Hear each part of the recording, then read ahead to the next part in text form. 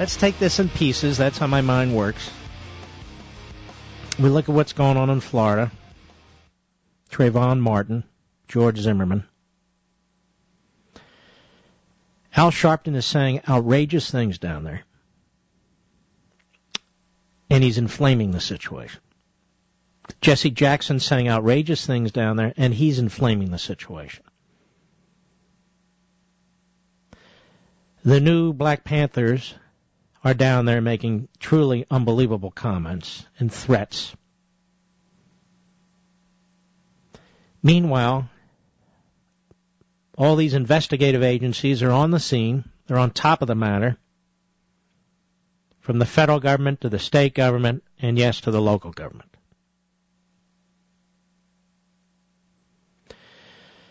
I'm not going to join in the media to smear either of these men, what the kid's school record was, Zimmerman and so forth. There's false reporting going on, though. Zimmerman has not called 911 over 40 times in the last 12 to 18 months. The true reporting is showing that he called them over a period of years, on average about 4 to 5 times a year.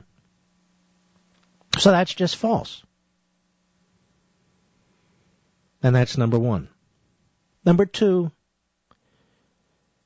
apparently Zimmerman did stop following Martin for a period of time and went into his truck and got out, and then something happened. Now here's a witness identified as John by Fox Orlando. And this was an interview conducted several weeks ago. Cut 9, go.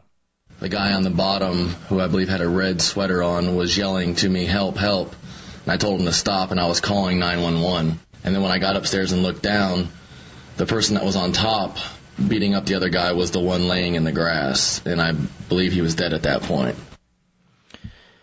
Now, Zimmerman had an injury on the back of his head. He had grass stains. This is reportedly. I'm not an eyewitness. So we're doing the best we can with what is a disgusting media in this country. And most of the facts that we can try and put our heads around are coming out from the local media. He had grass stains on his back and a bloodied nose, if not a broken nose. Joe Oliver is a longtime friend of Zimmerman's. And he spoke to Fox Orlando. I believe he's a former anchor, too, I've heard it said. And he happens to be black.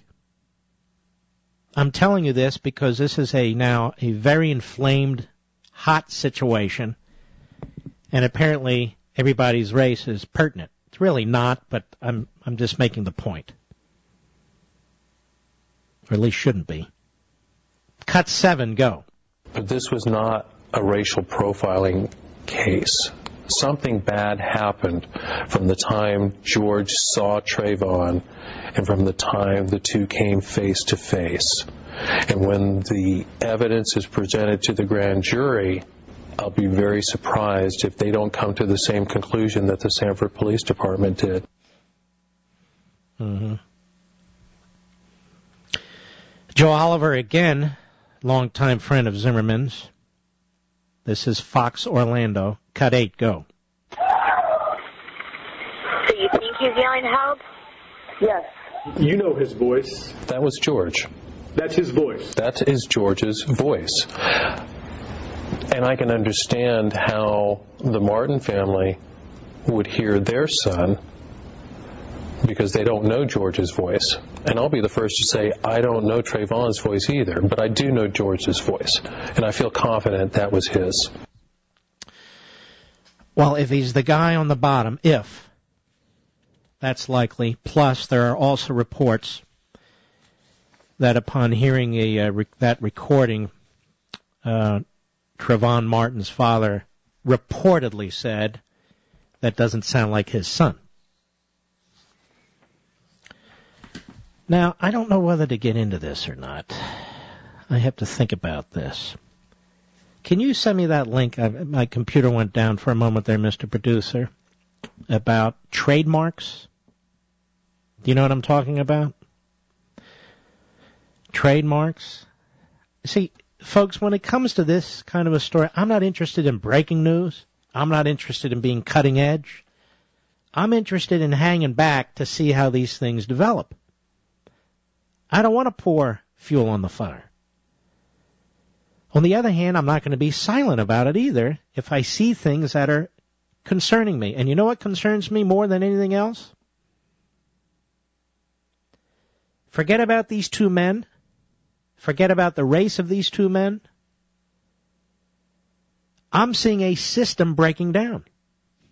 I see an MSNBC host, one of their prominent hosts, Al Sharpton, calling for the arrest of a man he doesn't even know the facts. And he knows while he's down there screaming and yelling and demanding the arrest of the man, Zimmerman, that the matter is being investigated at the highest levels of our government, including the Civil Rights Division of the Justice Department.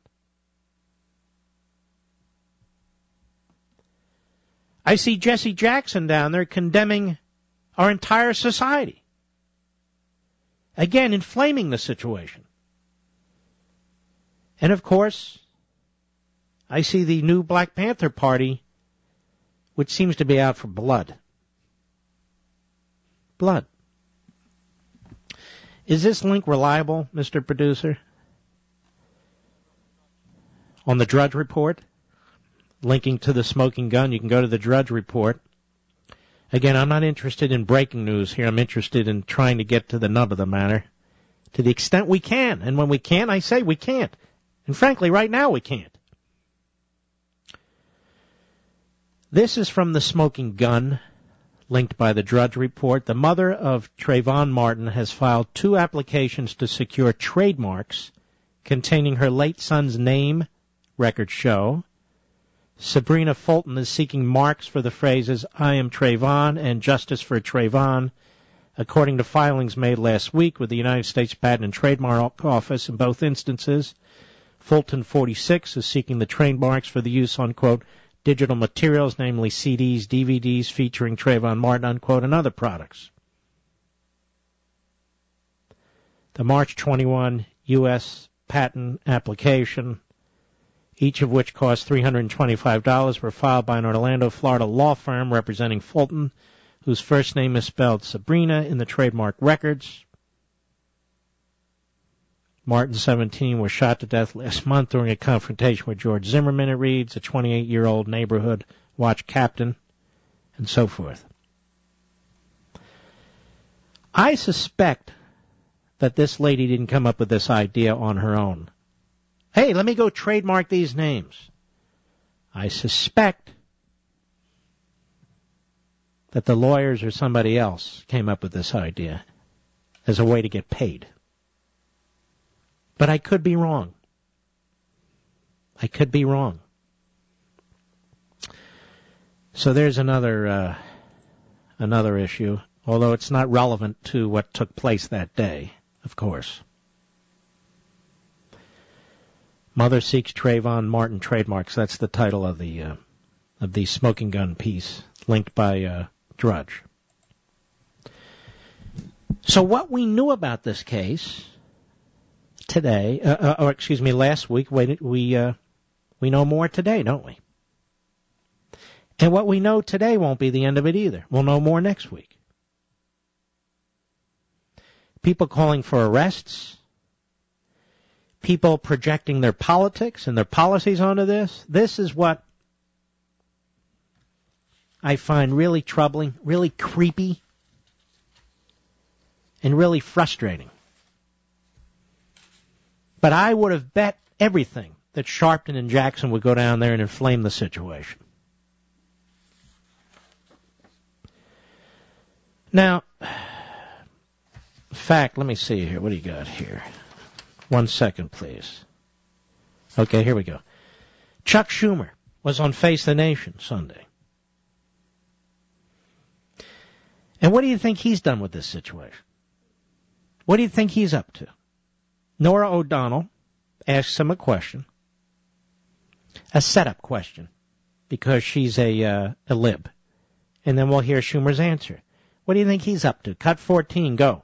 A lot has been made of these stand your ground cases. Do you think they should be reevaluated, changed? Stop. Now, isn't that interesting? What a softball for a gun control guy like this.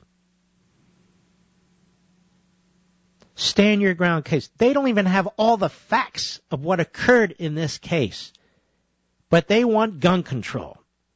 Stand your ground, for the most part, ladies and gentlemen, is an issue of self-defense. That's what it is. That you're not required to run off if you're defending yourself. By the way, have you ever tried to run away when somebody's beating the hell out of you? I mean, I've never had it happen, but I can't imagine it's that easy. Can you, Mr. Producer? Wait, get off me or stop beating me up so I can run away? And I'm not even talking about this case. I'm talking about any case. Anyway, let's hear Schumer's response. Gee, I wonder what it is. Go.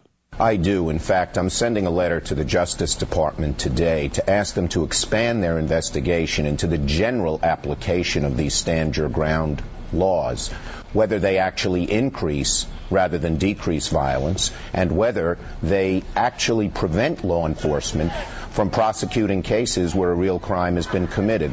This stand your ground law is a whole new concept in our jurisprudence. It basically says if you fear great physical harm, you can shoot. Some people call it shoot first, ask questions later. Yeah, that's what you call it, Schumer.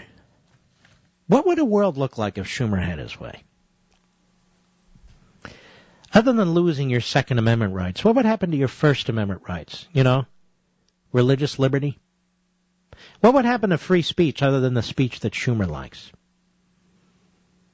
How about the Fourth Amendment? The Fifth Amendment? What about due process rights? What about private property rights? What do you think Schumer would do with that? You think Schumer would vote for the Bill of Rights if we could have a redo today? Well, he doesn't like the 9th and 10th. He doesn't like parts of the 1st. He despises the 2nd. There are parts of the 4th he doesn't believe in. Certainly parts of the 5th he doesn't believe in. This is Schumer. So we have this going on in Florida. Criminal justice authorities are trying to get to the bottom of it. We have Democrats all over the place, black and white, frankly. We've got Sharpton and Jesse Jackson, two Democrats trying to inflame the situation. We have Schumer, another Democrat in Washington, trying to inflame the situation and turn it into a gun control issue. How about some real justice here? How about you political hacks? Bud the hell out. And how about MSNBC? You get control of your host. Because now we have a guy reporting on what he's saying himself down there in Florida. All of this.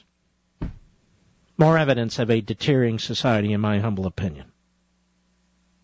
Will there be hearings on Capitol Hill? This Nora O'Donnell. Yes, throwing out the softballs for the guy. Cut 15, go. Do you think there'll be hearings on Capitol Hill? I hope so. I think that we should examine this law. They're all new. They've been passed very, very quickly. No, they haven't. I think the states who passed them, if they find out the real fact, may decide to repeal them. What business is it of yours? They have a state legislature in Florida last time I checked. They have a governor. They have the ability to hold their own hearings and make their own decisions about their own citizens. Why? Because Schumer is a fanatic when it comes to gun control. A fanatic.